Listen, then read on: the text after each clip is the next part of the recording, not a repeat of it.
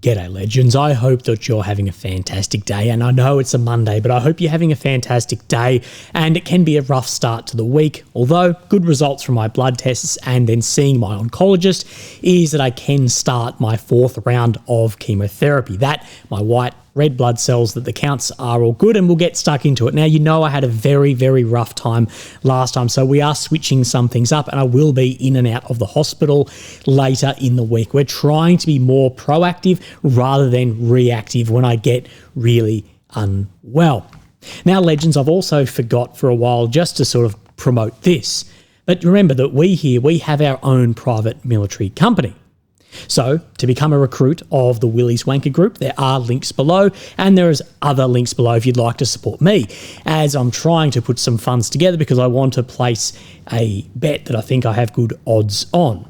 But anyway, legends, of course, as always, we have a lot to go over. Of course, we will be looking at the maps. I'll be looking at some geolocations and comparing some maps and looking at some other analysis as well, as I think a lot of people now are starting to see the light that Kursk isn't what it was drummed up to be, and that there could be just a large waste of resources at this point in time if that card isn't going to be on the table due to the reduction of that through military means. So we'll talk about that, and we've been speaking about that, of course, with the targeting of logistics over the past few months from all the geolocations we've seen. I want to talk at length about if the US pull aid, if they just completely pull aid, even if Europe stays, what is the loss of that? As what I am seeing, which I believe is right, but missing the whole point, is people going, well, the EU has X amount of tanks, the EU has X amount of aircraft. Now, a point in that is, yes, but what systems inside of those are US?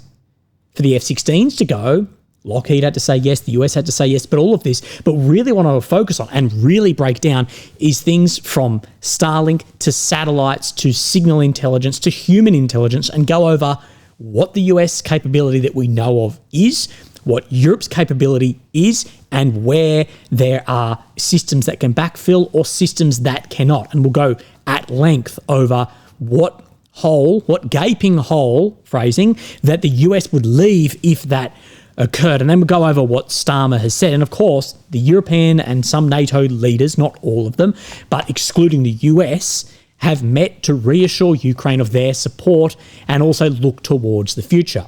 Although Europe shows no interest in the war ending in its current state. They do want to fuel it further so that the prospect, or at least the potential of putting Ukraine in the ever so chanted, elusive position of power for negotiations. Now, what does that actually mean? Well, we don't really know. But even if that means that a lot of these leaders disregard what the reality of the war is and what the cost actually is to make that front line move one way or another, what the cost of getting into different positions really is, if possible. British Prime Minister Keir Starmer has said that Britain, France and Ukraine have agreed to work on a ceasefire plan to then present to the United States. And I think the European leaders for the last 3 and a bit years, they've just forgotten that there's another party in this war who need to agree with the ceasefire. It's not just the US and Europe, it's also Russia. If you're coming to a ceasefire, you need to bring them to the table. And I'm going to speak tomorrow about how I believe, because part of military analysis is you have to put yourself in the eyes of, I guess, the enemy side, or seeing how both are said. And I actually reckon Putin's whole strategy may have shifted very recently from not just wanting to avoid NATO entry for Ukraine, but how can I make decisions that further drive a wedge into NATO? Because if the ending of this war means that NATO loses the US or breaks apart, that is a larger win than even Putin's wildest, wettest dreams. So let's talk about this European then meeting, and we'll talk about what Starmer and Zelensky has said. Now, of course, this is the photograph of then the leaders here. With all of these photos, I say, why can't we take another couple of photos or stitch a couple together where some people aren't doing one of these ones? But anyway, this is what I want to read here. Meeting, words, rhetoric, these are all nice. But I ask again, what is the actual plan? What steps are these leaders actually taking? And what have they actually taken? I feel that these leaders are taking Zelensky for a ride. Love or hate Trump, at least he's honest. He may be a prick, but he says it at least how he sees it. Realistically, has any leader of a major power in Europe acted as if this war is existential to them? They've all said that it is. Have they acted in that way? Has Germany or France or Italy or Spain or the UK, have they acted as if it is existential, let alone what they have said? Or do they drip feed money and deliver weapons late, giving Ukraine just enough ability to fight back, but not enough to ever seize the initiative? By their lack of commitment and initiative to either do something or nothing, they single-handedly have prolonged the war and now made it existential, I believe, for themselves and their alliances, of course, with that US withdrawal. I was called a propaganda for this, but I've said multiple times, these leaders here, they should have either done everything or done nothing. All this halfway bullshit did, and continues to do, is do nothing but feed young men into the fire while giving illusions of hope. And I think that is fucking evil. And I think history will look back vastly different to what the supporters are looking at right now. Because are these leaders trying to lengthen the war, to draw in more of Russia's forces, to draw down on Russia's military fighting capability and using Ukraine as a proxy for the goal of a hoped defeat on Russia, or at least minimising their power? And if that is the case, it is sick. And then we see that the US administration is moving in a similar thought direction to this. And Elon Musk, who, of course, I put as part of the administration, he shares things like this. EU leaders in Zelensky having fancy dinners while men die in trenches. How many parents will never see their son again? And the reality of war with then this cartoon below here. So I believe that this is where the US administration is looking, is that you just want to prolong the war to then reduce fighting capability in the future. And I believe that if that is the case, not trying to give Ukraine the best opportunity, and have they given Ukraine the best opportunity? If you say yes, then you don't actually support Ukraine, because Germany and France have not shown that they are prepared to do that. Not at all, other than words. Words do not win wars. They mean nothing other than on the front line, what is being delivered in an attritional protracted war. I think you might have a different opinion. Now, let's look at what, of course, Keir Starmer has said. Let's zoom in a bit, maybe get rid of his head because I can't fucking stand it. Now, Starmer says coalition of the willing needed in a peace deal. That there will be a coalition of the willing, not everyone, but needed to plan to help Ukraine aim some level of peace deal. He's also said they'll be there to enforce this for an end to the war with boots on the ground and planes in the air. But of course, all of this, it's after a ceasefire, and it's always with US backing. So again, these are more words. Could the UK and these other territories at the moment, other states, try and do a then seize the air and stop the planes, close the skies? Could they do that right now as independent nations? They could if they want, but they are obviously not prepared to. But what I'll say also is, if this is the terms of a ceasefire, that NATO forces like this en masse are going to end up on the ground in the skies, why then would Putin not continue to further improve his position by attriting down? And the further that goes, we know how the US administration is going to look at then a less and less favourable outcome. And as well, what I'm going to speak on tomorrow about where I believe the strategy may have changed.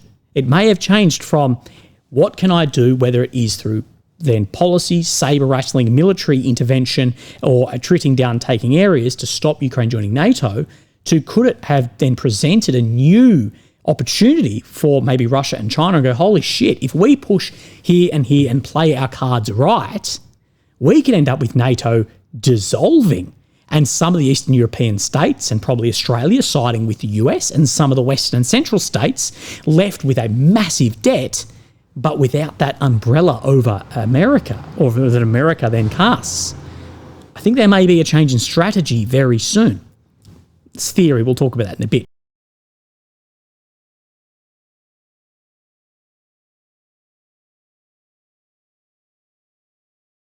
But let's look at the maps before we look at what the whole America would leave. Of course, We have Ukraine in the centre of your screen, the capital of Kyiv. The red areas occupied since 22, the purple, of course, since 2014. And as I said, many people are starting now to see Kursk for what I believe it has been the entire time, especially when the bait wasn't taken as a raid over a few weeks. It would have been very, very successful.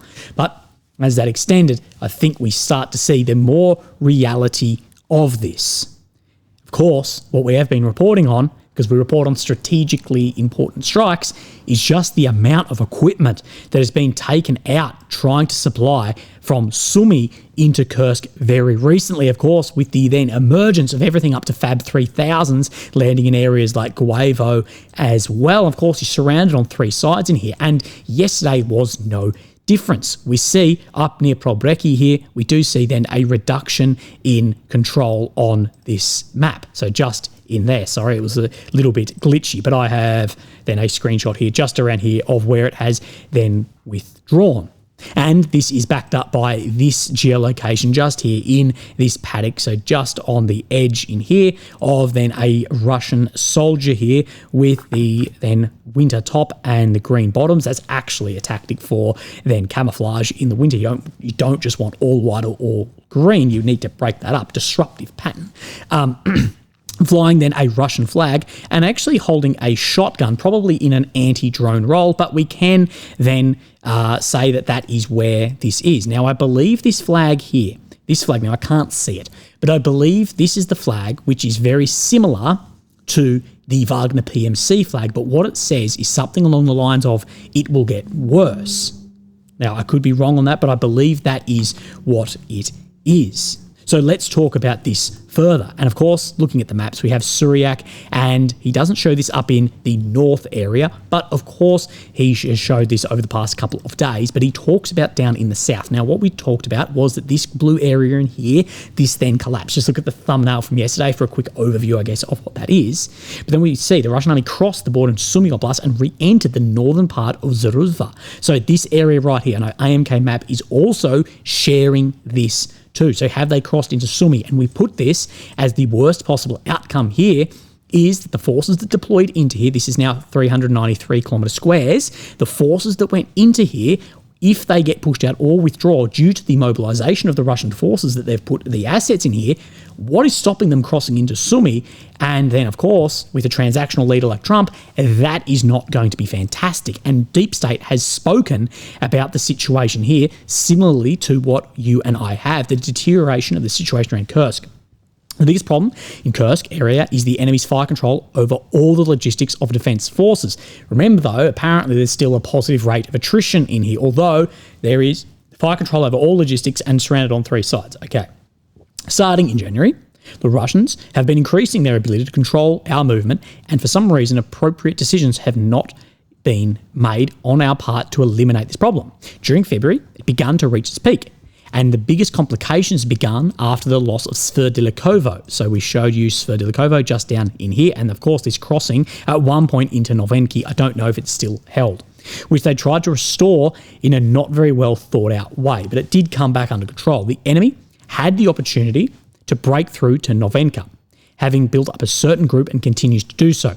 Having felt the previous success, it is impossible to say that they have the opportunity to easily gain a foothold in the village, because a priori it is difficult to do so they're due to an absence of a village as such. Of course, just how devastated areas are here and how small some areas are as well.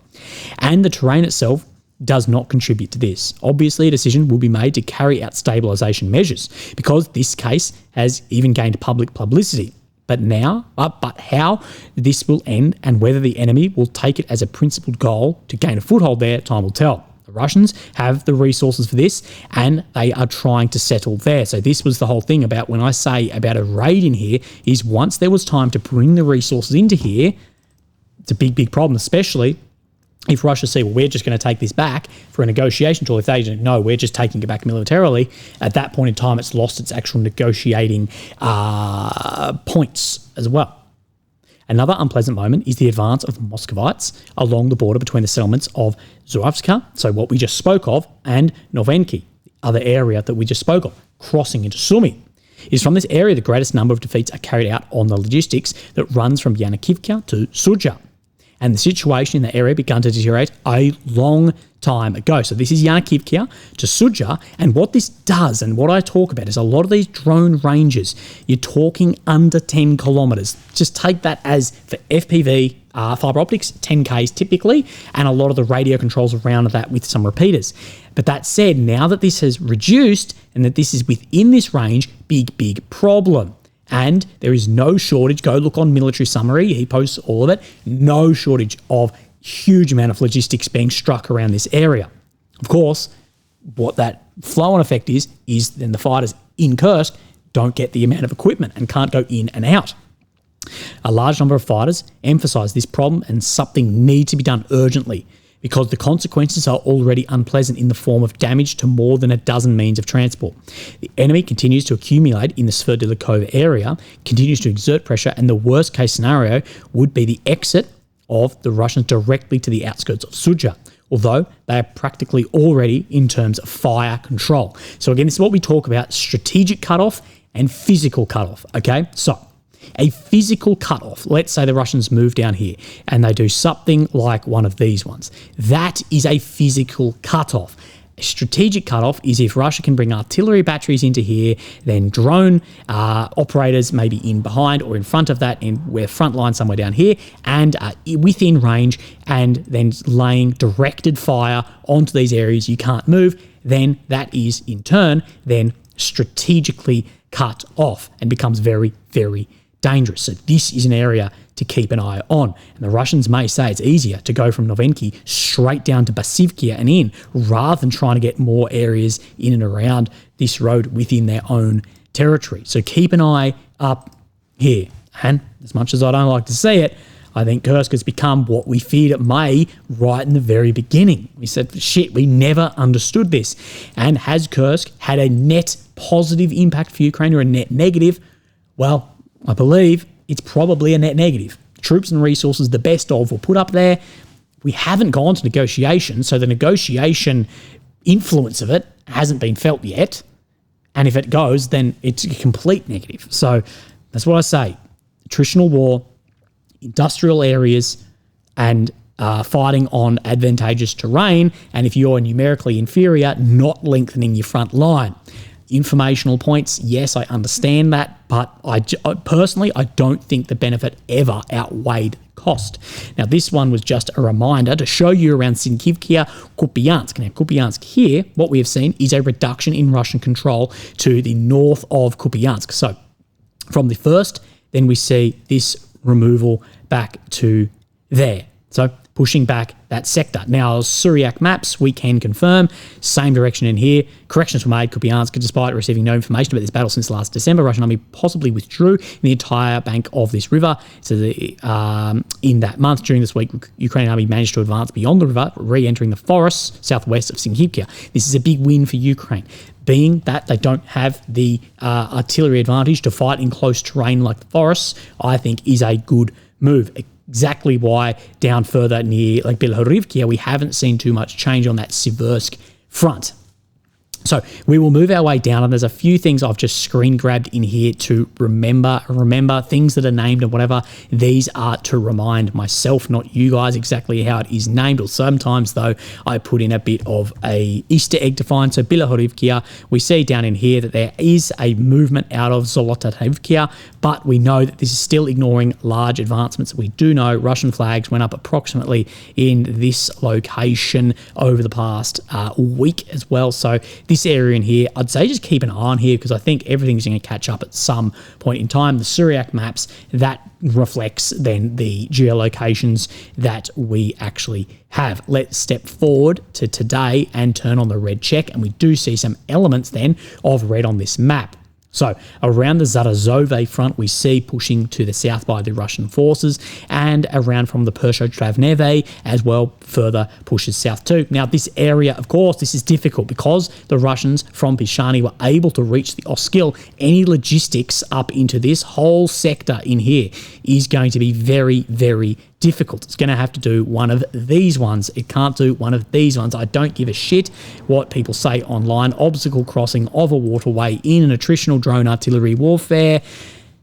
It's not fucking happening. I've done mill float with a fucking pack and a fucking tarp wrapped around my pack and all my shit. No one wants to be doing that, especially if there's a drone buzzing around hunting you down. People don't know what they're on about.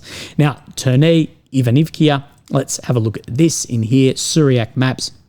He's saying after 10 days of intense combat, the Russian army expelled the Ukrainian army from the fortifications based east of Yampolivkia. So Yampolivkia is this red dot in here, and to the east, in and around this sector, you can line up where these tree lines are in here, that the Russian forces advanced in there, according to then Syriac maps. Now, we'll move our way down. No more red shown. Actually, apologies, correction. One piece of red shown in Pishani, that some of Pishani has come back under Russian control via this map. I showed you a geolocation of some Russians around this area then the other day. I'm seeing now this pushback on this map. Then we come down to Velyka Novosilka, where of course the Russians have exploited their gains, moving 5-6 kilometers past Velyka Novosilka.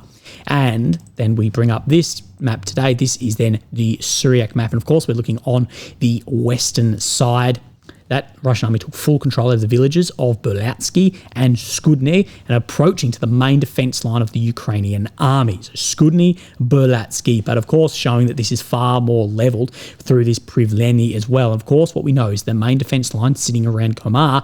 It will be very, very interesting to see the fight to Vesely, first lines, and then through to Komar, potentially in behind lines, Zap, Dnipro Oblast. It's going to be very, very interesting to see what the battle comes here. We saw, of course, fights against large fortifications in 2023 from the Ukrainian offensive. Again, what will we see? I guess wait and see. But Russia does have a lot of advantages now that Ukraine did not have. And I was going to speak about this today, but I bloody forgot. The amount of aid that the Europe and America gave Ukraine to launch that offensive, and needing to show results for that, and not having like any sort of military air dominance or even superiority, none of that in the air, it could almost be considered a crime to have to launch that against the people that did, as realistically it knew it was going to have dramatic losses with push in. But what I want to speak about, the main part of this video, is of course about if the US was to withdraw all support from Ukraine, it would mean the loss of several critical soft assets. People are too focused on hard assets. A lot of those hard assets may be able to be bought or replaced from somewhere else, but these are the ones which I see would have the most effect by an absolute mile. Not only affect directly, but then indirectly too for then Russia's posturing. Now, number one is satellite-based ISR, intelligence, surveillance, reconnaissance. From space-based infrared systems that detects missile launches and early warnings, geospatial intelligence for data and commercial military satellites, and interpreting that as well in reconnaissance, mapping, targeting. You have synthetic aperture radar, known as your SAR, that what these do is used at any time as well. You have optical and your thermal imaging for your high resolution imaging, of course, tracking where then forces may be moving. Then you have your signals intelligence and your electronic surveillance. That NSA SIGINT, interception of Russian military communications, and your EW signals, so countering and employing your own EW as well. Your rejoinery RC-135, these collect a lot of different then communications, electronic information as well from Russian command and control. Your then EP3s, electronic intelligence aircraft monitoring Russian transmission. Your Global Hawk, we see a lot of these flying around then the Black Sea. These persistence ISR. Your Reapers with SIGINT payloads as well, so they can have real-time intelligence collection. Again, this is why the West is a co-belligerent in this war. Because if you're sending direct, live feeds, real-time intelligence to a battery to fire a missile to hit a target, to say that you're not a co-belligerent is just insane. If China or North Korea, well, North Korea doesn't have the capacity, but if China had a drone over the Black Sea feeding to a Iskander battery and it fired and hit a weapon system, you would say it was a co-belligerent.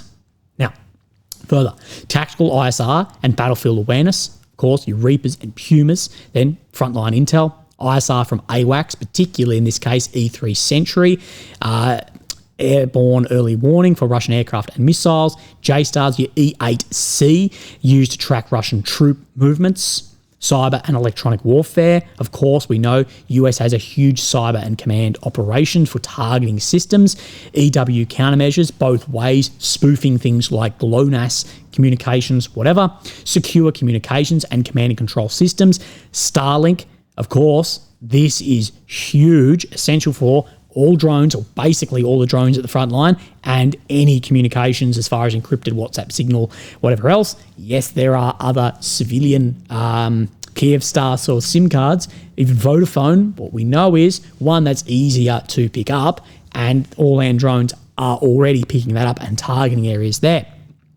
US BMS, or Battlefield Management Systems. I am a BMS operator, so I'll talk on that in a second, but used to integrate NATO and Ukrainian operations, access to US secure networks, classified data sharing platforms. So there's so much in this that people actually don't understand, and how many of these systems are used by European nations and shared, that if the US were to withdraw, then that's just not going to work. So a full withdrawal support would severely degrade Ukraine's situational awareness, its intelligence collection, and electronic warfare capabilities, leaving them significantly more vulnerable to Russian missile attacks, air operations, and strategic movements. As I stated yesterday, if we see a US withdrawal of soft assets, be prepared for a huge increase in effectiveness of Russian missile strikes. Now, what can Europe realistically replace? And timeframes. Satellite imagery, France, Germany, and Finland have optical and radar satellites. These are some of the types. They have less coverage than the US assets. They, of course, have airborne ISR, AWACS, things like P-8 Poseidons, other aircraft in this nature that UK, France, Germany, they operate some of these, so do Australia in support of this. Military communications, European satellites, we have Syracuse, Skynet, could provide secure comms, but they're less flexible than Starlink and nowhere near as available. Starlink alternative, UK, OneWeb, Europe's Iris. These are planned for multiple years in the future, but they do lack this low latency and high bandwidth that, of course, Starlink has. So, of course, that can't be replaced that quickly. What Europe cannot fully replace: real-time mission warning and space-based ISR. There is no European equivalent to the US for detecting launches. Big fucking problem. High volumes of signal intelligence, limited European capabilities in intercepting Russian communications and tracking electronic warfare. Again, big fucking problem. JSTARS style battlefield tracking. No European system matches the US ability to track Russian troop movements in real time. Advanced cyber and EW. Europe has some capability, but the US cyber command and electronic warfare dominance are unmatched. I'd put an annex there to, we think unmatched, we don't really know what China's is. Starlink's battlefield internet. Of course, these alternatives, they may come into play, but nowhere near on the scale that is needed. Conclusion. Losing Starlink would severely disrupt Ukraine's battlefield communication, drone operations, and command structure. Europe could provide some replacements, although they would be slower, less capable, and not as widely deployed. The biggest gaps would be in real time, then ISR, signals intelligence, and the resilient battlefield connectivity. Without real-time US intelligence, surveillance, and reconnaissance, Ukraine would struggle to detect missile launches, troop movements, and electronic warfare threats in time to react effectively. Therefore, your command and control is going to be behind and limited at best. The loss of signals intelligence and airborne surveillance would further blind Ukrainian forces, making them vulnerable to surprise attacks and reducing their precision in counter-strikes, but would also then increase Russia's ability for strategic strikes with missiles and increase their use for things like what's it bloody called? It starts with a 5, but their equivalent AWACS system. Europe could potentially or attempt to fill some gaps, but it would take years to develop and deploy equivalent capabilities if actually possible to meet what the US has now. It would take a decade or more for Europe to meet what the US is operating right now as far as these assets and in the amount. It's very localized. In the short term, Ukraine would be at a severe disadvantage, forcing them to rely on more traditional reconnaissance, human intelligence, and less reliable communications, potentially slowing operations, and, of course, increasing casualties. Exactly what Ukraine does not want in this point in time. This is why the US has such a large leverage over Ukraine and, of course, even over Russia, because if this then limits, then Russian operations will move. But if they remained, then Russian operations won't be as successful. So, again, this is incredibly important. And I do not care what a European leader says. I do not care what a page on Twitter with fucking flags in their bio says. That's always a good way to see if people have pronouns or flags, regardless of any of them. Just take it with a fucking grain of salt. But do not care about the tanks or the IFVs or whatever. You're trying to compare numbers. People going, oh, Europe has more than China, Russia and America combined. Firstly, I don't know where the fuck you're getting your numbers from. But secondly, but the ability to actually move those around the battlefield and have information and management between them, well, look at who owns the system to do that. Now, this is further for these. A full US withdrawal from Ukraine would have consequences far beyond the battlefield. Economically, it would weaken Western sanctions against Russia, as the US dollar plays a central role in global financial restrictions. Without American enforcement, Russia could more easily bypass sanctions through alternative currency trade and sympathetic nations. Things like the yen, say, reducing economic pressure. European nations, already divided on sanctions, may struggle to maintain a strong, unified stance. If the US pull out, well, Slovakia and Hungary are probably going to, well, they're going to be on our side if we then further pull out, further pushing then this division. Strategically, the loss of the US nuclear umbrella would alter the balance of deterrence. While France and the UK have nuclear capabilities, they lack the scale and global reach of the US forces. This could embolden Russia to escalate threats, either through tactical nuclear posturing or direct intimidation of NATO states. So that posturing straight away is going to be far, far more outweighed than if the US was there, just from early warning systems as well. Additionally, Ukraine would lose access to US early warning systems, significantly reducing its ability to detect incoming missile strikes in time to respond. But so would Europe, would potentially lose some of those too. There's some big problems in that. Of course, what it does is it could embolden Russia to escalate its nuclear posturing, whether through increased threats, repositioning of nuclear forces, or even lowering the threshold for the movement into those systems being in action, or, of course, just that further sabre rattling. But I don't care what people on Telegram or Twitter say. World leaders, even if they don't say it publicly, they do have to take this into account. Well, I don't know. The competence that I see at the moment, maybe they are not. Ukraine and NATO would lose access to US nuclear early warning systems, such as the satellite-based system we spoke about, the OTH, the over-the-horizon, and the global missile defense networks. Without these assets, Ukraine would have a much shorter reaction time against incoming Russian missiles, making its air defense far less effective. And where does not only the ISR and then picking up of those missiles come from, the US, but also where do those missiles and systems then originate, if you want to talk hardware, but I'm not interested in hardware.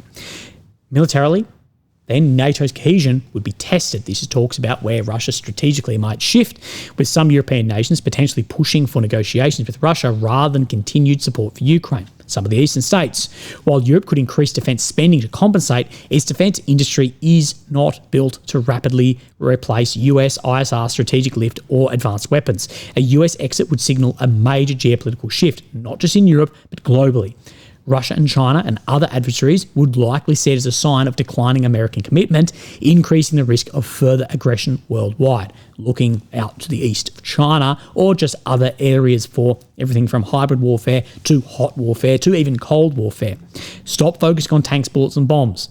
Focus your power on the power of focus your energy on the power of the USD and the power of US technology. This likely cannot be replaced in decades if possible. Again, the US, they own a large amount of systems, or they're from US-based companies. As for what we see, the permissions of the F-16, even if it's coming from another country, then the tick and flicks, it has to be done from private and governments in other states. What I spoke about is my BMS, that system that we spoke about before, even in an Australian vehicle, on an American-British mission, wouldn't work without the US. Now, Europe cannot afford for the US to leave NATO. Ukraine cannot afford to lose what the US brings.